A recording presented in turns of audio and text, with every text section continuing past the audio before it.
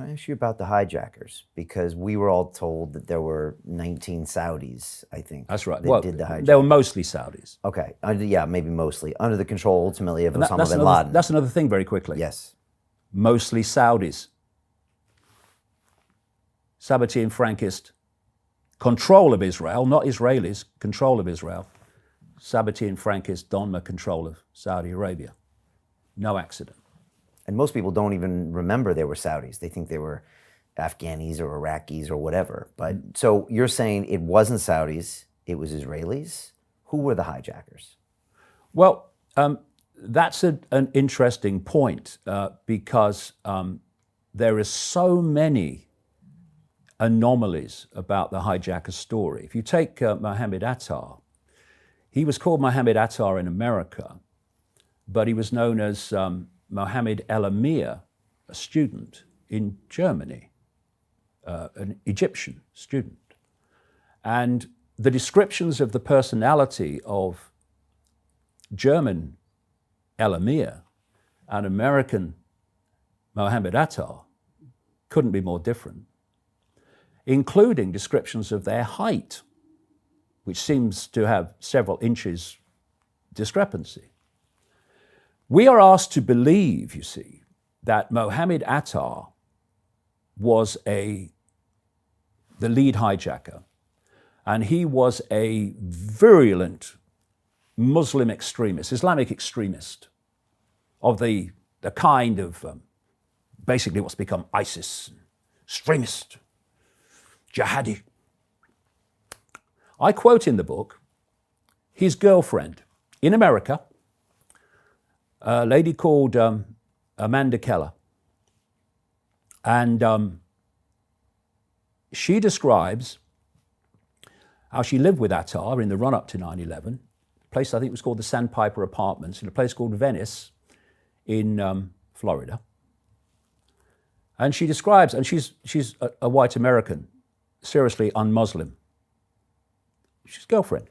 And people at the apartments, which I quote in the book, confirmed that, yeah, they were together for a time. And she described how Mohammed Attar, Islamic extremist, was often drunk. His favorite food was pork chops. And he was a regular partaker of cocaine. And when he ran out of cocaine, because they followed him one night, they want to see where it came from, he went over to the flying school he was attending in Venice, which was a drug operation, by the way, involving the CIA.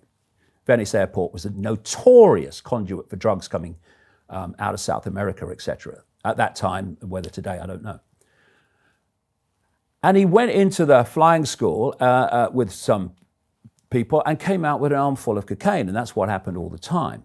This is the Islamic extremist that's supposed to have given his life to the benefit of Allah.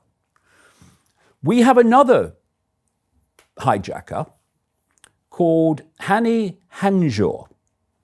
Hani Hanjour, according to the official story, was the man who flew Flight 77 into the Pentagon, so they claim, with a maneuver in a big 757 that, as I quote in the book, professional pilots that fly 757, 767 say they could not have done, including this extraordinary spiral that he's claimed. This man, Hani Hanjour, was banned 6 weeks before 9/11 from hiring a one-engine plane because he was so useless and dangerous at flying. Where are you, CNN? Where are you, New York Times? Where are you, BBC? Still today, Brian. Yeah, Hani Hanjour, he flew the plane into the Pentagon. That's what you get. You can't fly a one-engine Cessna.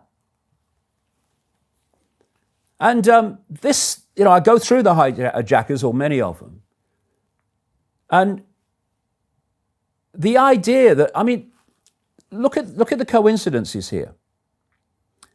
First of all, you are, in terms of Mohammed Attar, going to hijack Flight 11 out of Boston Logan on September the 11th, 2001. So where do you spend the night?